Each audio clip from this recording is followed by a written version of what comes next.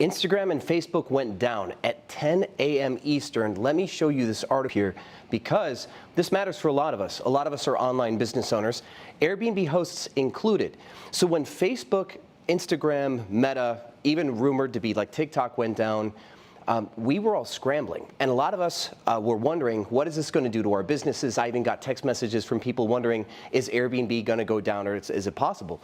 And the fact is, yeah, Airbnb can, and it has before. So I'm going to teach you in this video what we're doing as a business to handle when Messenger goes down, because I own multiple businesses. So you online business owners can benefit from that. And also teach you what to do if Airbnb goes down. Because, you know, if we run off of apps, we could lose all of our money. There was one time on Airbnb that when they went down, we weren't able to contact our guests and people couldn't check in. And because people couldn't check in, they asked for refunds. And even though we didn't get penalized, we lost all of the future stays. Like they'd check out and we lost like nine days of money because Airbnb is not going to pay us for somebody not staying, for example. So I've been a business owner for, 16 years now, and a lot of my businesses are online. My very first one was super analog, selling newspaper subscriptions, but now I'm a YouTuber, as you can see. I'm an Airbnb coach. I teach that online. I've got some e-commerce products, a lot of sales funnels, right? And Airbnb is a sales funnel too. People find our listing, they go to book, they stay, right? And we still have to deliver the product once they're through the funnel of selecting our listing. So the first moral of the story for Airbnb and online businesses alike is we need a way to capture customer information outside of the platforms that we rely on. And so one of the hacks that I use, my friends, is that I will have sales pages that will give people free stuff in exchange for their direct contact information, like their cell phones and their emails. And building an email list is remarkably important for all businesses, Airbnb included. And there's a hack for Airbnb. I'm going to teach you that later. So right now, with TikTok and Facebook and Instagram all reportedly going down, I checked.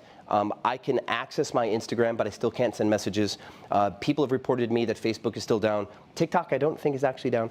But these places are where we have conversations with customers a lot of times. And when you can't reach them, you can't make a post, you can't send messages, you need a back-end way to handle this. And that's where CRM software comes in. And CRM software is a lot like a channel manager software for you Airbnb hosts. What we want to be able to do is actually take advantage of these situations where people's expectations of how the world is supposed to work breaks. And this is a sales tip, guys, not just a business owner tip. When you guys can reach out to a customer and say, oh my God, did you know Instagram is down? We can't send you this special promotion we planned today. So we're sending it to you by text message. Is it okay if we send it to you by text message? Something like that. This is what I call timeliness. I teach all my sales staff to really lean on timeliness. And a lot of you guys have seen stuff like this, like Black Friday. Every company in the world uses Black Friday as a way to promote something. But if right now you said to all of your customers, hey, at our med spa, we were about to post this promotion on Instagram and now we can't. We're going to send you a text message for a promotion for our med spa. This is an example of a timely way to give a promotion. By the way, I'm recovering from a flu. This is the best you're going to get from me. So one of the main levers we want to take advantage of here is to get people's direct contact information preemptively before something like this happens, and then use it as an excuse to reach out to people. So that way you can generate business when your competitors cannot. So for example, I do a lot of content on how to do Airbnb. And since Instagram and Facebook went down, people are coming to YouTube to find out what's going on. So if I did a live stream like this, as the biggest YouTube Airbnb guy, there will be people who might normally look at Instagram stuff only and find my YouTube Airbnb content here. See, diverse channels of communication could allow you to reach more customers just because you're ready for everything. So in a way, this video probably will reach a couple new Airbnb people from Instagram or from maybe Facebook groups, for example. But let's say that Airbnb went down. And the reason why this can happen, it's possible that something like Facebook or Meta or Amazon goes down and then Airbnb goes down too, because Amazon has something like called Amazon Cloud Services or AWS or something like that, where a lot of businesses pay to host their stuff with Amazon. And if Amazon went down, companies all over the world would lose access to their servers. Everyone would get locked out. And who knows, maybe Airbnb's on there. I don't know where Airbnb's hosted. But it's possible that one major server compromise can cause all these companies to go under. So it could be your Shopify websites, it could be Airbnb, it could be VRBO, it could be your direct booking website, depending on where all these things are hosted. And so if Airbnb went down and you could not access all of your reservation data, there are a couple ways to get this done. Every time that you get a new customer on Airbnb, you get a confirmation email. And so what you would do is you would search on your email, like all of your inboxes, for confirmations and check-in dates that are today, right? So you'd find that stuff. Airbnb has since changed emails that they don't always give you customer information. They used to include the phone numbers in those emails. If that doesn't still exist today, you should be using a channel manager, and that's maybe why I don't know the answer to this question.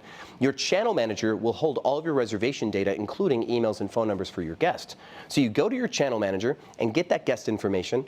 It might even still give you those check-in dates because it might have actually froze that information, so a channel manager makes this easy. But otherwise, if you don't have access to a channel manager, you can do this from your email inbox and look based on check-in dates. You should still be able to respond in those emails to be able to send that guest an email through Airbnb's forwarding service, so even though you're not on the Airbnb platform, you're still able to contact them through those emails. And Airbnb will just mask what your email address is and what their email address is too. And this is how you can communicate with people. Say Airbnb's down, but we still have your reservation. We're going to give you your check-in guide. Don't worry. Don't freak out. And this is an awesome opportunity to then start communicating with people off platform. And a lot of you, like regular online business owners, the same. If you're using something like Uber Eats or you're using something like Amazon, it's very much like Airbnb. Someone else is running your service for you. They're collecting customer information, they're doing the marketing, they're taking a fee. So at these points, these are great excuses to say, hey, customer, let me talk to you directly moving forward. You can save the money from paying Airbnb or Amazon, and we can just do good business moving forward. And I want to encourage you guys to take advantage of times like these, not only to get direct FaceTime with your current customer base, but use it as a form of timeliness to send a new unique signal like, hey, we're doing a promotion. Since Instagram is down, I need to send you a text message.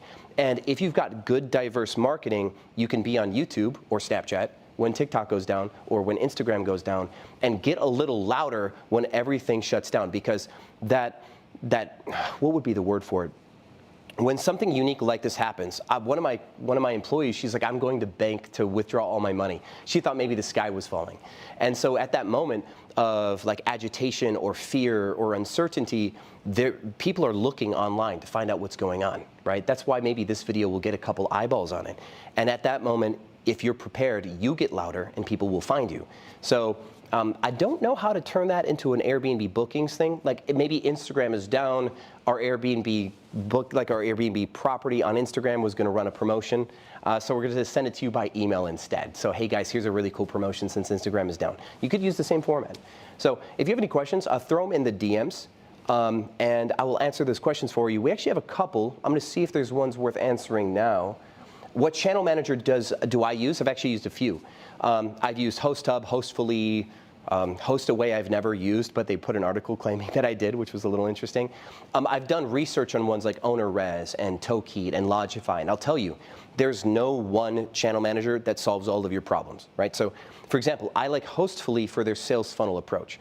I like HostHub because they use a co-host connection, and because of that, when Airbnb goes down with their API, HostHub doesn't rely on API. They use the host, like the co-host connection. But I like OwnerRez for their ability to collect security deposits. That's big. I like Lodgify's UI for their direct booking sites. So depending on what it is that you need, like Smobu, for example, has really cool automations.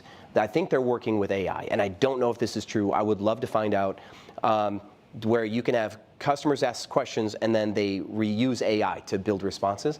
Of course, AI is the future. We're going to see that in a lot of channel managers. Cool.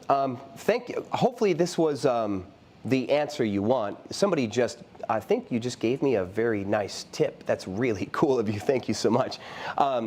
You can send me a DM, and I'll give you a much longer breakdown on why I would choose what channel manager based on what your question is, or based on where you are, how many properties you have. For example, Guesty is expensive. I would never recommend Guesty, but Guesty made a lightweight software called Guesty for hosts. But that lightweight software is designed to get you to stick with Guesty and not change.